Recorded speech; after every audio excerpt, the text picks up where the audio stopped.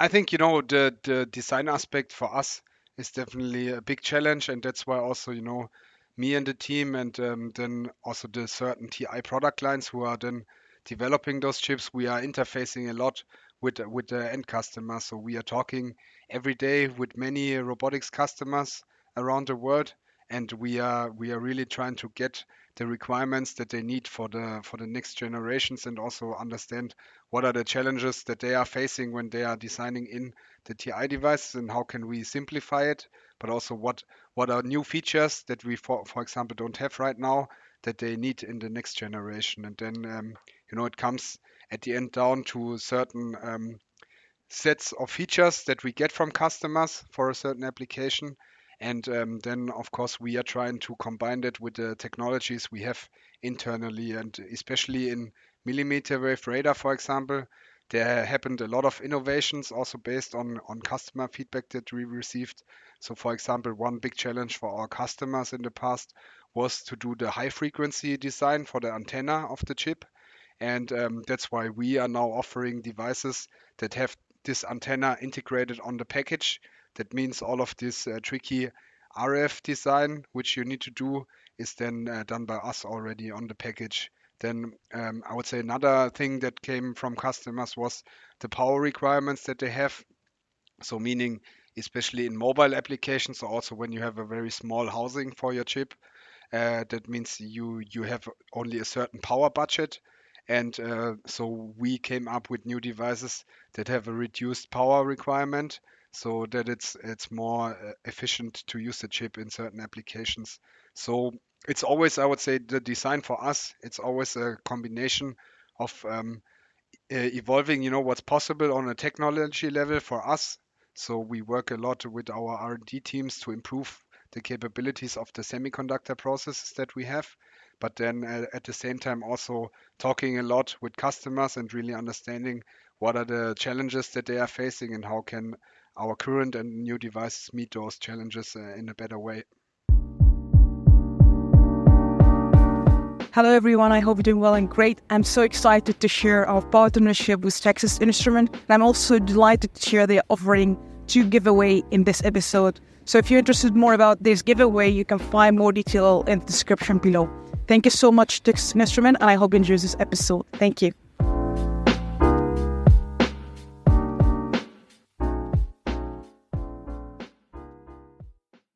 So I'd like to ask you first how you'd like to define yourself for being the first time listening to you. How would you like to define yourself? So I'm a TI, so-called robotic systems manager. That means me and the team, we are working on the system level with the TI customers on the worldwide basis. And we are focusing on robotics applications and looking into how to use the different embedded and analog devices from TI in order to help customers improving their robotics systems. And we are also looking a lot into what are the trends in the market and what are the future needs in robotics.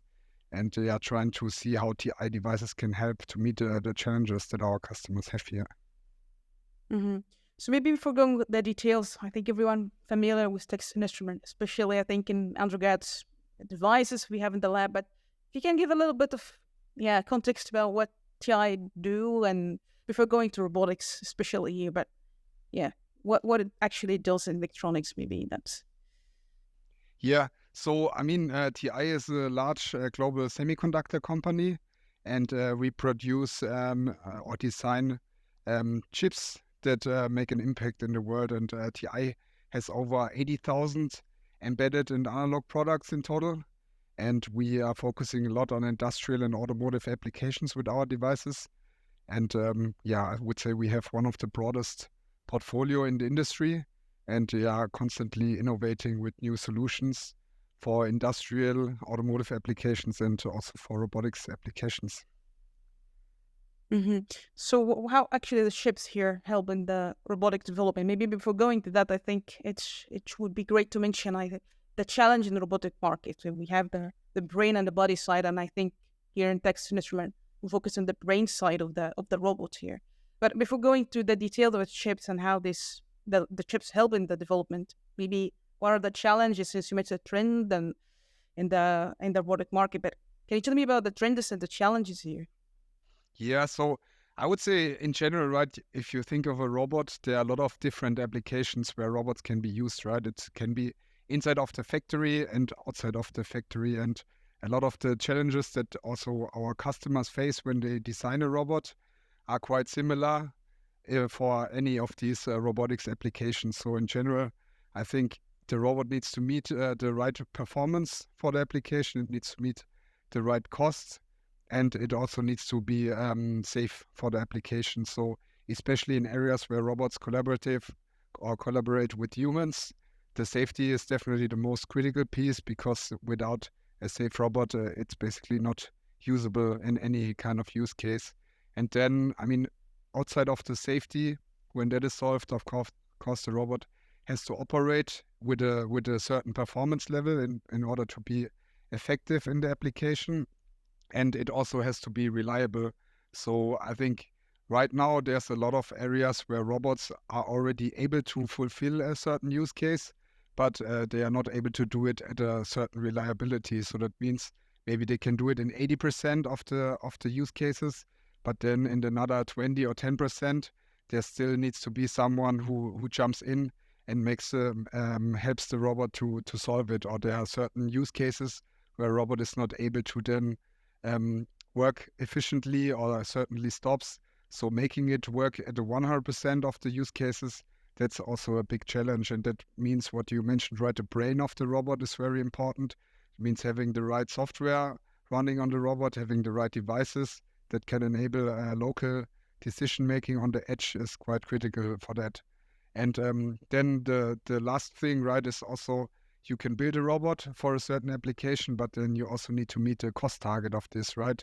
In order to install it in an application, you have certain limits where it's profitable to use the robot, and that comes down to the what does it cost you to build a robot, or what does it cost your customer to buy and install the robot. And I think also here there's a lot of development ongoing, and also here semiconductors are quite critical, because there's for all of the functions that the robot is doing, and all the certain movements it's doing, it's at the end semiconductors that are enabling this. And then of course those semiconductors come at a certain cost, and when you can optimize this, also the amount of applications gets broader for the robot.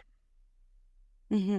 Maybe before going to the chips here and the semiconductors for robotic here, I want to ask you about the question. I think that's the frequent question about the cost, and also how we can reduce the cost of the robot, and we have the safety aspect. But maybe the biggest question in the room, the cost. From your experience, how do you envision the cost would go down? Is this mass production? The other factors like semiconductor? I'm just curious, where do you see the cost would be down? Yeah.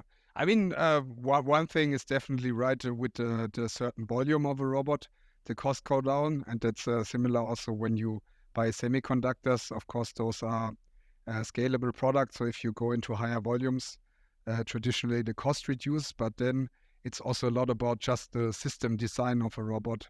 So, there's certain architectures how you can build a robotic system, and these architectures, they also come with certain decisions. For example, where do you put your motor control? Where do you put the processing for the motor control? Where do you put your intelligence of the robot, right? The brain, and what devices are you using for that? And um, when when a robot is initially built, usually those designs are, I would say, on the high end, right? Because when you build an application, you in the beginning you don't really know what's the exact processing power you need. So usually you start to over design a little bit, right? So that means you pick, for example, a processor that has more performance, and in this case is also more expensive. But then when you go into volume applications, right, and you go into mass production, then that's where you want to choose a device that can meet exactly the performance you need, and that has all the features integrated that you need. And that's then a place where we also, as TI, because we work a lot with customers who are making this jump from, let's say, a prototype into a mass production device, when they really need to pick a partner on the semiconductor level as well, that can not only meet the requirements, but it can also meet the requirements at the right cost level. So I think this is a very important step in the design process, and then also when it comes to mass production. And maybe one other aspect of this I mentioned already about the functional safety. And also here, functional safety is defined by certain safety standards. And those standards, they basically come from a notified body. But how you implement it at the end, it gives you a certain flexibility. So a designer of a robot, he can choose, does he use, for example, two different devices and to meet a safety function, or does he also rely on a single device that has an integrated, that has safety functions integrated on one chip? And that's also another option how to reduce the cost. So for example, with TI, we have a lot of processors that come with certain safety certifications and also on-chip safety redundancy. And that's another way how a customer can effectively reduce the cost, going from two redundant devices down to one single device that has the redundancy on the single chip. Just to quickly, redundancy here for the software, you mean in this context, right? It's not only redundancy on the software level, it's also redundancy on the hardware level. So basically, you can imagine it like, you have two ways on the hardware, two separate systems. So if one of these systems falls down or breaks in a certain way, you have another secondary system that can pick up. And traditional approach for this would be to use two fully separate MCUs with two fully separate kind of power supplies and analog peripherals.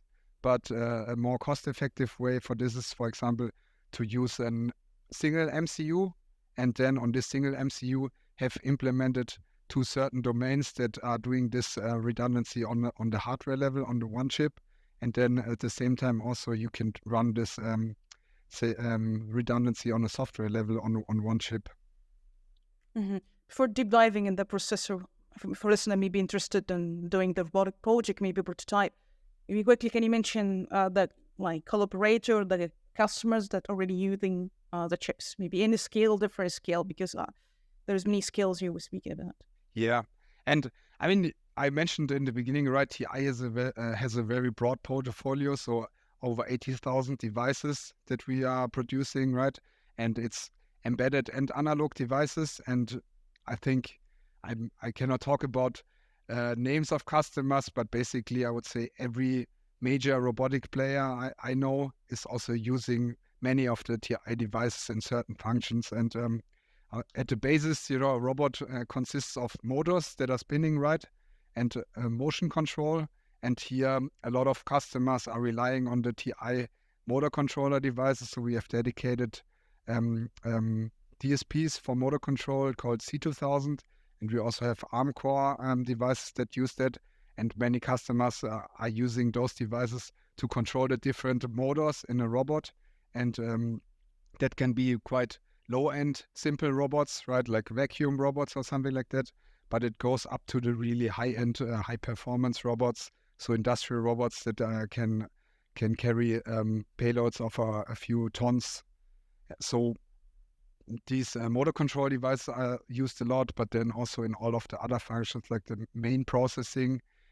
So high performance processing, TI is used in robots, especially in this use case where I mentioned also the functional safety. So for example, in mobile robots, TI is used also for the functional safety system within the mobile robot. So that means the processor is really taking care of measuring all of the signals that are coming in, and then making the decision should the robot stop, and also making sure that the robot stops safely when there's any distraction around, or also when there's a certain failure within the robot detected. Then another big area is the communication. So robot applications and robots are consisting of a lot of real-time data that gets moved around, right? So you have different sensors around the robot, or also within the robot that are giving you real-time information like vision pictures of your surrounding, or also certain distance data to objects around.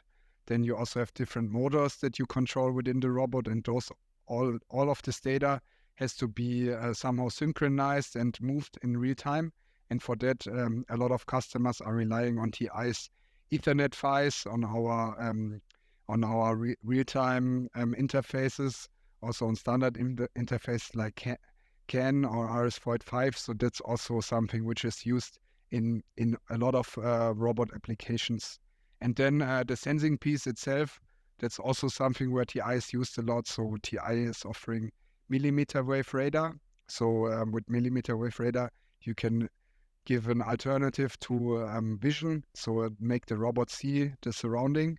And also here, there are already many customers that rely on millimeter wave in order to create navigation for a mobile robot, or also in order to create zones around industrial robot work zones. So that's another use case where TI is used already a lot in robotics. Just to quickly, is this only indoor application we're speaking here, right? It's not only indoor applications, so it's also outdoor applications. So, for example, mobile robots, right? They can be used in many different scenarios outdoors. So one big use case is, for example, lawn mowing. And on the lawnmowers, maybe you know it traditionally, when you bought a lawnmower, you had to put something like a metal wire around your garden, and your robot had a certain sensing system in order to detect where's the edge of your garden. But a more interesting way to do it, because you don't have to dig this wire within your garden, is to use millimeter wave and create basically a map of your garden. And with that, using just millimeter wave radar in order to navigate through your garden. And it comes at a certain additional benefit, because millimeter wave can, for example, also detect smaller objects within the grass. So, for example, one thing is to detect hedgehogs or other animals within the grass, and then, of course, stop your lawnmower instead of going over the animal. So that's also something where this sensor technology can be used outdoors and also create additional value for a customer developing with it. This question, not robotics specifically, but maybe electronics perspective about the design consideration to combine the cost and safety and this functionality of speed, all this in one single chip. Can you tell me just iteration, not just maybe in high level, what maybe the most significant parameter here to make the demand to make this like prototype to industrial use cases? What is the most important factor significant in the design of the ships here? Yeah, I think, the design aspect for us is definitely a big challenge. And that's why also, me and the team, and then also the certain TI product lines who are then developing those chips, we are interfacing a lot with the end customer. So we are talking every day with many robotics customers around the world, and we are really trying to get the requirements that they need for the next generations, and also understand what are the challenges that they are facing when they are designing in the TI devices, and how can we simplify it, but also what are new features that we, for example, don't have right now that they need in the next generation. And then, it comes at the end down to certain sets of features that we get from customers for a certain application. And then, of course, we are trying to combine that with the technologies we have internally, and especially in millimeter wave radar, for example, there happened a lot of innovations also based on customer feedback that we received. So, for example, one big challenge for our customers in the past was to do the high frequency design for the antenna of the chip. And that's why we are now offering devices that have this antenna integrated on the package. That means all of this tricky RF design, which you need to do, is then done by us already on the package. Then I would say another thing that came from customers was the power requirements that they have. So meaning, especially in mobile applications, so also when you have a very small housing for your chip, that means you have only a certain power budget. And so we came up with new devices that have a reduced power requirement, so that it's more efficient to use the chip in certain applications. So it's always, I would say, the design for us, it's always a combination of evolving, what's possible on a technology level for us. So we work a lot with our R&D teams to improve the capabilities of the semiconductor processes that we have, but then at the same time also talking a lot with customers and really understanding what are the challenges that they are facing, and how can our current and new devices meet those challenges in a better way. Yeah, maybe the next question about the hardware, the chip, and the software. But before that, maybe I don't know if you can answer that question about the logic, how it happened, the processing inside the chip. We discussed in the podcast sometime at the neuromorphic chip, for example, as a futuristic thing.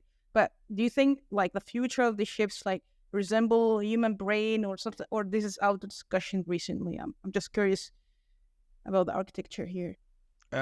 Yeah, I would say probably resemble a human brain is I'm I'm not too familiar with it, but I mean what is the big thing that is done right now, right? Is the whole AI processing, so or machine learning and AI processing on the chip, and that's a place where semiconductors have also a very crucial role or a crucial place to meet this. So it means, I mean, AI or machine learning programs on itself, right? They somehow replicate the learning process that also a human brain somehow undergoes.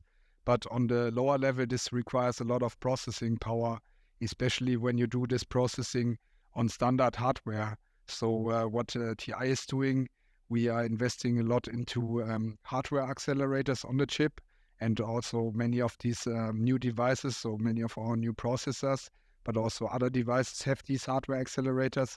And this is enabling better processing performance and also faster execution of those machine learning algorithms.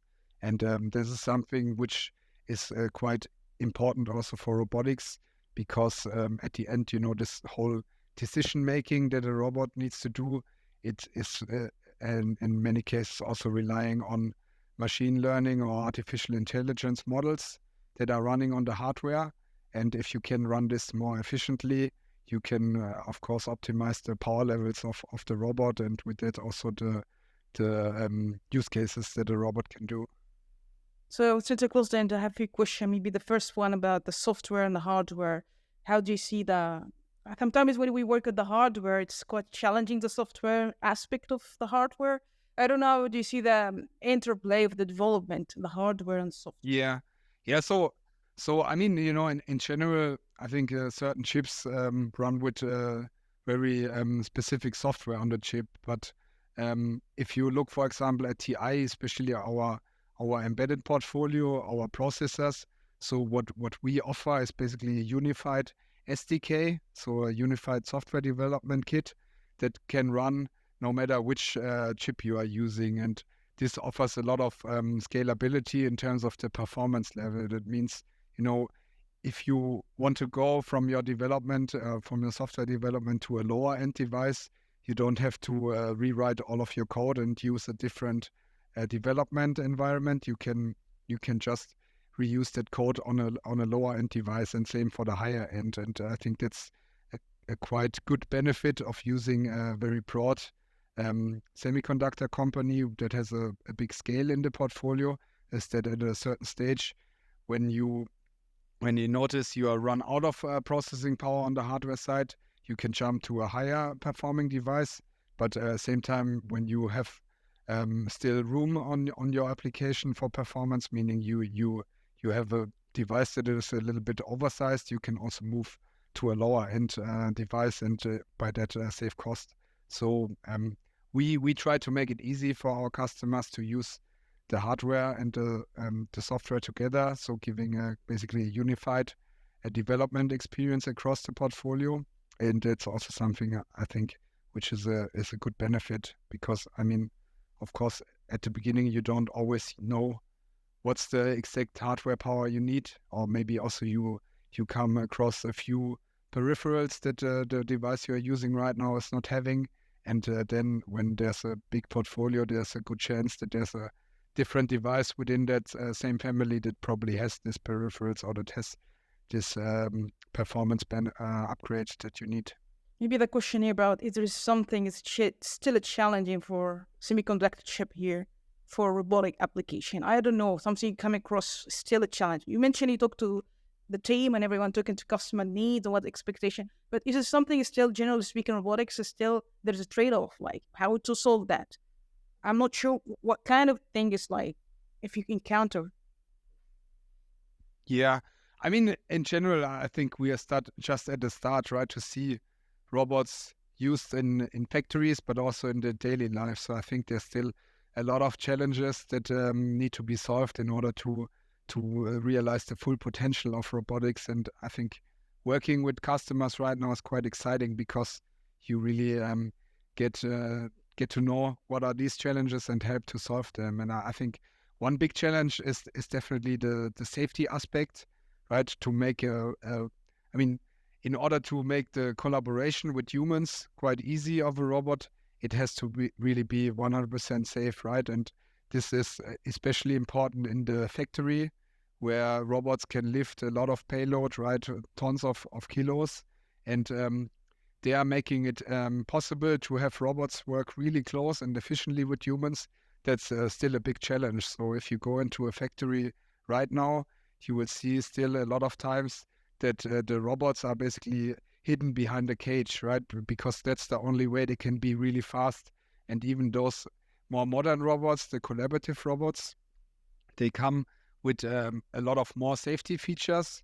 So a customer that wants to sell a collaborative robot, he has to fulfill a lot of certification, but still then installing it in a factory and make it work really close with humans. There are a lot of challenges that someone who's installing this robot has to solve. So that means often you are still not able to realize 100% of the potential of this robot, right? So it can work usually much faster than it's used at the end, just because the safety goals are quite strict, and so there's still a lot of room for innovation in here to make this work more efficiently and better. And when you look at TI technologies for that, I mean, one thing is again the motor control aspect, right? So I mentioned TI has specific dedicated motor control SoCs, and these motor control SoCs, so for example, the C2000 family from TI,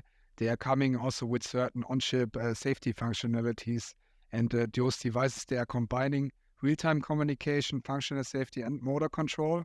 And that means at the end in an application, you can control the motors very precise and fast. But at the same time, with this adder of the functional safety, you can also stop them very fast. And that then the faster you can stop, the closer a human can get, right? And also the finer you can control the motion and the torque, the easier it is to make a robot safer, right? Because then you can really control finally how smooth the motion of the robot is and how fast it stops. Another area, for example, for this collaboration between human and robots is also the sensing piece, right? So millimeter wave I already talked about a little bit. And I think I mentioned already those safety zones around a robot, right? So for collaboration, of course, you don't want to have a fence around a robotic application. You are just using then certain sensing equipment in order to really see what's approaching it and so detect an object. Is it a human? Is it another robot? Is it, I don't know, any kind of workpiece that's coming close? And then, for example, just really stopping your application or slowing it down when there's really a dangerous situation or when there's a human coming close to the robot. So this millimeter wave sensing or also vision sensors for that application are something which will also offer in the future benefits in terms of the collaboration. And yeah, then maybe one other example is just the processing as well, right? So it's still about this decision making of a robot, right? So can it really detect a certain function in every kind of scenario? So I mean, there are many applications where robots need to make decisions themselves, right? Because you cannot hard code it. So for example, pick and place is an example, right? When you have a box and you have many screws inside of this box, right? A robot needs to really understand how can I pick, for example, the screw? How is it lying? Where do I pick it? And how do I move it somewhere else? And this needs a lot of this needs a good vision sensor and then a lot of processing, right? Calculating the path, understanding really how to pick it, and making this working at 100% of the use cases, not only in like 80 or 85 or 90. That's a big challenge. And I think the more the processing advances and also the better our algorithms are getting, the more use cases can be automated with robots. Mm-hmm. Awesome. So two question left here. Maybe the next trend when you see the future of the thing is like creating a new trend, or what is the next thing when you see the market now, what you can envision like futuristic thing is or the next thing. Can you tell exactly your predictions? So, Yeah. I mean, so I would say, the industrial robots itself, right? So these big, heavy payload robots, they were there like already, I think some of them, they were installed before I was born, right? 50 years ago or longer term, right? So robotics itself, it's not new, right? But then over the time, those robots became smarter, they became faster, they became more efficient, and they came at a better cost structure. So that's enabled them to be used in more areas in a factory. And I think right now we are in a place where when you go into a modern, I don't know, car factory or something, you will find tons of those robots already, right? So the thing that is just now starting to getting deployed, I would say, is the collaborative robots. And that means those smaller, lightweight robot arms that are really automating repetitive tasks. And I think that's something over the next few years, it will be really something which is implemented in factories and making them more efficient, faster, more flexible.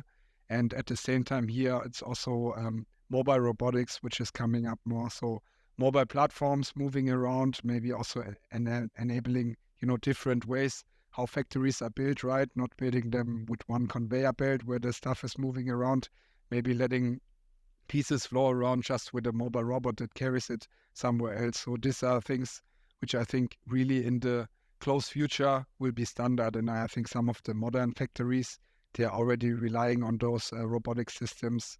And then I think if you look further out, one thing where right now a lot of development is happening, I think, is this whole humanoid robotics. So I think you probably already seen certain big companies who released first prototypes, and I think this is something which is just right now, I would say, in the starting position, right? So it's the first developments are done, the first prototypes are done, and everyone tries to see what's possible with it. But then with the advancement of sensing technology, of processing, and then also with kind of higher volumes of these robots, I think this will be something which probably starts to be deployed, also just in the industrial environment first. But then on the longer term, I think there's use cases for those robots in almost every sector and eventually even later on in the home place. And so I think this humanoid robotics and service robotics, that's a field where we are just seeing the start of it. Great. Maybe the last question about the education, because I already in Texas Instrument we see a lot of courses and for people who want to start robotics. So if anyone listening want to start learning, kind of so something can you start with as a starting point to build, a prototype at your home. Yeah. So I would say in order to start a development, I think usually you probably start with the processing piece, right? So using a certain MCU or a certain processor and starting to develop on it. We have a lot of examples on our ti.com robotics page. So if you type in the browser ti.com/robotics, you'll find a good overview of the different TI technologies that can be used. And then, we have a few quite interesting community solutions as well for especially for developing processing solutions. So, for example, the BeagleBone AI board, which is a good starting solution to develop interesting robotics applications where you can use ROS2 as a development solution. So I think this is a good starting point. And then basically for every TI processor, we have an EVM or evaluation board that can be used. And then for certain devices, there's also a development community like the Beagle board community that I mentioned. So I think this is a good place to get started with a robotics development. Awesome. So I don't know if you have any final words you would like to say for the listening. Any final words? Yeah. Yeah, I mean, so first of all, thanks a lot for the invitation to this. But then I think also, yeah, robotics in general, it's a quite exciting field to work with, and also for the engineers, I think it's very exciting to work and develop new ideas, create new applications with robotics. And I think here, right, probably keeping in mind from the start of the development to choose a partner that is not only good for an initial prototype or for certain tests, but also that can work well when you want to go with your application into a production environment and when you want to scale to higher volumes. I think that's a very important aspect for engineers and developers to keep in mind. And here I would say robotics is for TI a very big and important factor. We are investing a lot into new solutions here. And I think we have also very exciting stuff coming up in the next few years. So I think we can be a very good partner for those developments for the initial development, but then also going really into professional applications, higher volumes, and production. Thanks so much, Matthias. It was really great talking to you. I appreciate it. Thank you. Likewise, thanks a lot.